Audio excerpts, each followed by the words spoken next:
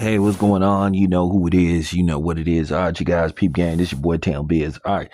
So, Lamar Jackson suffers a hamstring injury and a losing effort versus the Kansas City Chiefs. Now, reports are saying that Lamar Jackson could be out 2 to 3 weeks. I'm going to tell you right now, if Lamar Jackson happens to miss all 3 games and the Baltimore Ravens lose all 3 of those games and they start off basically the season being basically one oh my god, one and six. When I say they're gonna have a hole to dig themselves, I'm talking about they're gonna have to flat out win every game. They're gonna have to go on basically a they're gonna have to basically go on a like 10 game winning streak or something. So basically their season is already in jeopardy. You know, you would think, with Lamar Jackson, if he was able to play, them being 1 and 3, they might could, crawl back and still be in the thick of things. But if Lamar Jackson comes back and basically the team is, 1-6, then it's pretty much a wrap.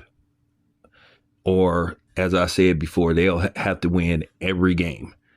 I'm talking about they will have to go on basically a 10 game winning streak, which would be a very difficult task based off their schedule. They gave the Ravens a very difficult schedule, to say the least. And keep in mind, they were everybody's favorite for the most part to win it all. Now, Kansas City, based off how they played, they looked like they were Super Bowl contenders once again. But at the end of the day, plenty of football left to be played. So, holla at me, week 8 or week 9, when the smoke is all clear, when the season is half over, then we'll have a more clear picture who could be there, when it's all said and done, who could be playing in Santa Clara, in February. But this is very bad for the Baltimore Ravens and Lamar Jackson. And I'm going to say this once again, John Harbaugh needs to be on the hot seat, because to me, he's not getting enough criticism,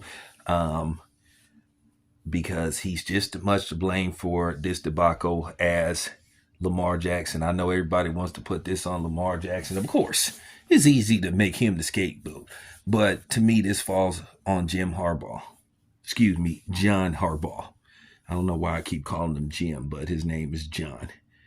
But that just goes to show you how relevant he is, because I keep calling him somebody else, but called him his brother. But, nevertheless, this is going to be very tough.